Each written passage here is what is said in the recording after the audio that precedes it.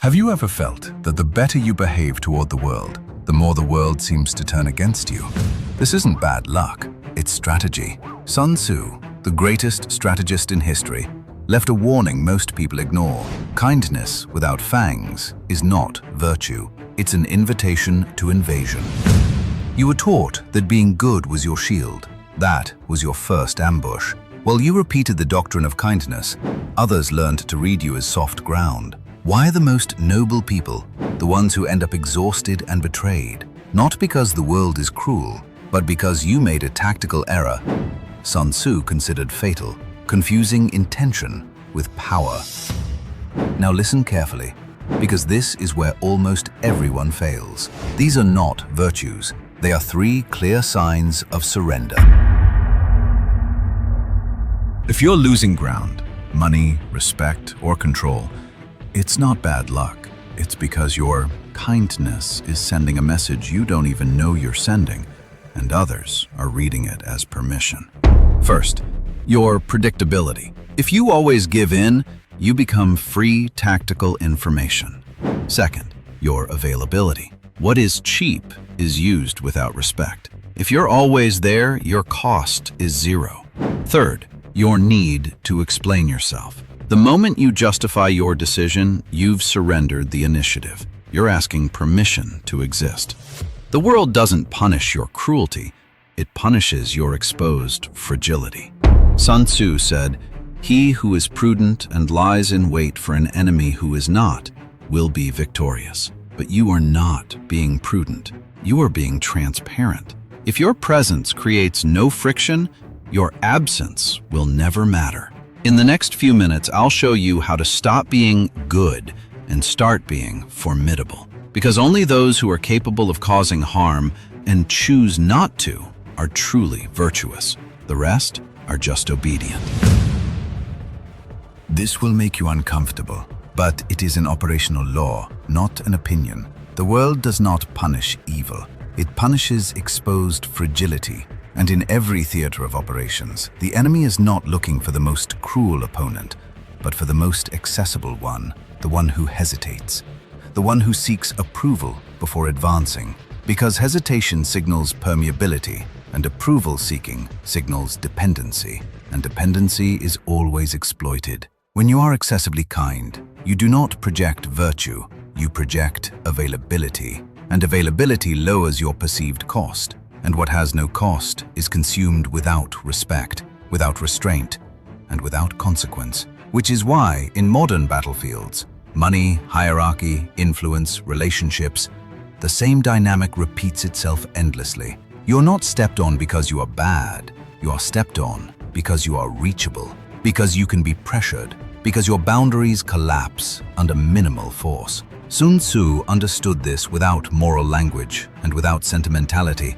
Real strength is never explained. It is detected. It is felt. It is inferred from posture, timing, silence, and the capacity to respond. And the moment you fail to project that capacity, you stop being an autonomous agent and become a controllable variable inside someone else's strategy. Kindness without structure does not elevate you. It exposes you. And prolonged exposure always produces the same outcome. Because when weakness remains visible long enough, someone eventually executes the move you never dared to make. Not because they are evil, but because the environment rewards initiative and punishes hesitation. And the battlefield does not care about your intentions, only about your positioning. The enemy is not evil. It is opportunistic. You are not used because you are bad. You are used because you are accessible. Another dangerous illusion collapses here. The belief that the world is full of conscious villains, when in reality, it is full of efficient opportunists. The enemy does not wake up thinking about destroying you. It simply evaluates cost, routes, and resistance. And when it perceives softness, it advances. There is no emotion, no guilt, no hatred, only calculation. When you are always willing, always available, always understanding, you reduce your strategic value because anything that offers no friction becomes exploitable. And exploitation is not cruelty, it is efficiency. Sun Tzu never spoke about evil. He spoke about advantage, and advantage always appears where defense is weak or absent. In finance, power, and relationships, the pattern is identical. Nothing is taken from you because you are good. It is taken because you failed to impose structure. And whoever does not structure their territory eventually becomes a resource inside someone else's plan. Uncontrolled compassion creates predators. This is uncomfortable but real. Compassion without limits does not humanize the environment, it distorts it. When you forgive without consequence, you teach that attack is profitable. When you tolerate without correction, you train the other to repeat the maneuver. In war, allowing minor incursions guarantees a larger invasion, and in modern life, the same logic applies to time, money, and emotional energy. Sun Tzu warned that excessive indulgence destroys internal discipline, and without discipline there is no sustained strength. Compassion is not allowing everything. It is deciding where the advance stops, and if you do not decide that boundary yourself, someone else will decide it for you, from a position that does not benefit you. Kindness without control does not produce peace. It produces strategic parasites. Morality is not a strategy. Being right does not give you an advantage. It makes you predictable, and predictability in any conflict is leverage for the other side. From childhood, you were trained to believe that correctness wins by accumulation, that time rewards obedience. But in the real field, morality does not move troops or secure territory. It only soothes consciences while others take positions. The problem is not having values. The problem is confusing values with strategy. Because the moment you act expecting automatic justice, you slow down. And slowness in war is a sentence, not a virtue. Sun Tzu never spoke about deserving. He spoke about positioning. And the one who positions first does not ask the system for permission to advance. In the modern world, markets, power structures, hierarchies, intention is irrelevant. Results are what get rewarded. And if your moral compass prevents you from maneuvering, someone else will maneuver for you without asking your opinion. Correctness without calculation is not virtue. It is operational disadvantage. Your enemy loves it when you play fair while they do not. Nothing benefits an adversary more than knowing you will never cross certain lines, because that knowledge allows them to design precise attacks with minimal risk. When you announce your moral limits as absolute rules, you turn your ethics into an instruction manual for being outflanked. Sun Tzu taught that rigidity is easier to break than strength, and rigid morality is simply rigidity in its most respectable form. This is not about becoming cruel. It is about not becoming a fixed piece on a dynamic board. The enemy does not hate you, it studies you. And once it discovers that you always respond the same way, it will adjust its offense until you have no options left. Morality without strategic flexibility does not protect you, it exposes you. Nice people telegraph weakness. Soft language reduces your tactical presence long before you lose power, because you announce retreat in advance through tone, through wording that seeks approval, through phrases designed not to disturb, and every softening is a micro-withdrawal the environment immediately registers. This is not psychological, it is tactical. Anyone who speaks as if asking for permission is perceived as someone who can be pushed. Sun Tzu understood that form is message, that posture communicates intent before action, and in modern life, language serves that exact function. When you over-explain, when you cushion your decisions, when you wrap your limits in apologies, you reduce your strategic mass. What you think is irrelevant. What you project is decisive. And projecting weakness invites constant pressure. No one respects someone who appears not to respect themselves. Constant kindness removes healthy fear. Every stable power structure requires one clear element: certainty that crossing certain lines carries consequences. When you are always kind, always accessible, always understanding, you remove that element. And without it, there is no balance, only expansion from the other side. Sun Tzu did not speak of terror. He spoke of deterrence, and deterrence exists only when the opponent does not know whether the next step will be costly. In relationships, business, and finance, the rule is identical. If you never generate friction, you become open ground. Strategic kindness is selective. Constant kindness is a permanent white flag, and the world does not attack white flags out of cruelty. It attacks them because it can. If being nice keeps costing you respect, leverage, and control, it is time to confront the error most people never question. Watch, stop being too nice. It's making you weak. Because kindness without limits is not virtue, it is disadvantage. Power respects boundaries, not intentions. Saying no is not an attack, it is a defensive maneuver. And this is where another comfortable lie collapses.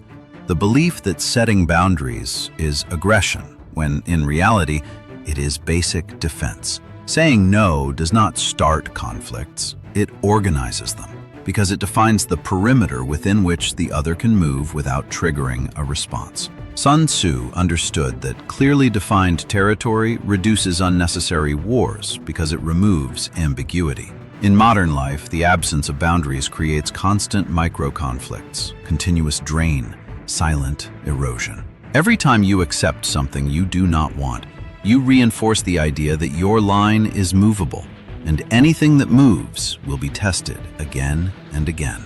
A clear, firm, early no prevents 100 negotiations later. This is not hardness. It is strategic efficiency. The most looted resource is not money.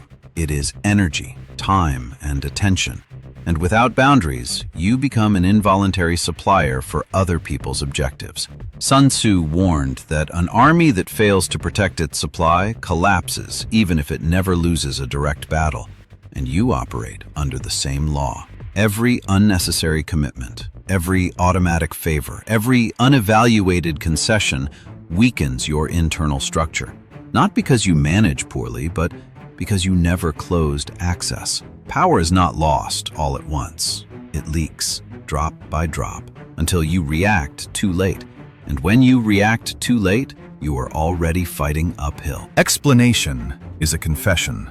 When you explain yourself, you reveal where it hurts. And the first mistake is not failing, it is justifying yourself afterward. Because every unnecessary explanation is an emotional map handed to the enemy. The moment you start clarifying, detailing, defending a decision that was already made, you expose where your insecurity lives and which pressure points can be exploited. Sun Tzu understood that information is the cheapest and most lethal weapon, and in the modern world, you give it away through excess words.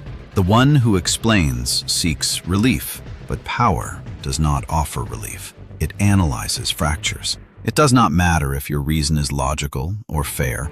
The moment you justify yourself, you abandon the dominant position and enter reactive mode. And the reactive side is always one step behind. Silence is not surrender. It is the preservation of maneuver, because silence forces the other to move without data, to project, to guess, and to make mistakes. Sun Tzu taught that confusing the enemy can be as effective as defeating them, and few things create more confusion than someone who does not explain or defend themselves. In professional and financial life, strategic silence preserves value because it prevents unnecessary negotiations and reduces psychological wear. Every time you choose not to justify yourself, you retain initiative, and whoever holds initiative sets the tempo. Silence does not make you weak, it makes you unpredictable, and unpredictability is an advanced form of power. Kindness without power is a without. Being good without a strategic frame does not elevate you, it dilutes you, because without structure, kindness leaks toward the lowest return. Sun Tzu never separated intention from logistics, because he understood that a good cause without supply collapses quickly. The same rule governs the modern world. You help, you ustup, you support, but without clear rules, and over time, your focus, and your emotional capital are drained. It is not that others are evil. It is that the system pushes until it meets resistance. Kindness requires boundaries, the same way an army requires walls, not to isolate itself, but to survive. Without them, you become an open resource. This order is uncomfortable, but non-negotiable. Position first, generosity second. Sun Tzu knew that only a general with control can afford compassion without losing the war. In modern life, helping from weakness is not noble. It is irresponsible, because it leaves you without the capacity to sustain anything long-term. Power does not corrupt kindness. It makes it viable. When you have emotional, financial, and strategic control, your kindness carries weight. When you do not, it is ignored. This is not cynicism. It is social physics. Consolidate first, then share. Everything else is tactical romanticism. Emotional control is command control. Whoever provokes you, directs you. The primary battlefield is no longer physical, it is emotional. And losing internal control is equivalent to surrendering command. Sun Tzu warned that an irritable general was a manipulable general. And today that translates into impulsive decisions, defensive reactions, and poorly calculated moves. When you react from wounded ego, the environment guides you like a disorganized unit. Every accepted provocation is an order obeyed without a uniform. Emotional control is not repression, it is sovereignty. And without sovereignty, no strategy is possible. Whoever commands their internal state commands their external trajectory. Coldness is not the absence of emotion, it is mastery. This is not about feeling nothing, it is about not being dragged. Because emotion without control is tactical noise that distorts your reading of the terrain. Sun Tzu did not eliminate passion, he subordinated it to the objective. And that is the difference between discipline and chaos. In business, relationships, and finance, operational coldness allows you to wait, observe, and act only when advantage is clear. The one who rushes reveals anxiety. The one who waits sets the tempo. Mastering yourself does not make you inhuman. It makes you effective, and effectiveness is the language power understands without translation. The first mistake of the naive is not helping. It is helping without cost, because anything obtained without friction is perceived as unlimited. Sun Tzu understood that poorly supplied troops become undisciplined, and in modern life, people treated with unconditional kindness learn to demand it. Every time you concede to avoid conflict, you train the environment to push a little further, and that pressure never stops on its own. Dependency forms when others organize their decisions around your constant concession. They do not respect you, they manage you, and the one who is managed does not command. The operator removes others' need for him. The strategist does not create emotional dependency, he creates structural clarity. Sun Tzu understood that a strong army does not depend on the general for every minor order, but on a clear system.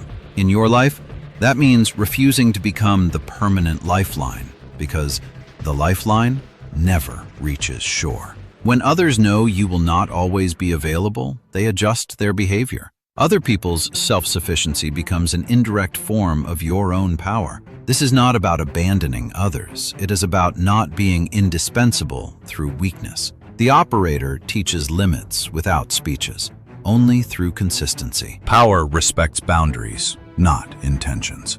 Good intentions do not stop attacks because the battlefield does not reward intention. It rewards position. And Sun Tzu never trusted what the enemy said, only what they were capable of doing. The same law governs the modern world.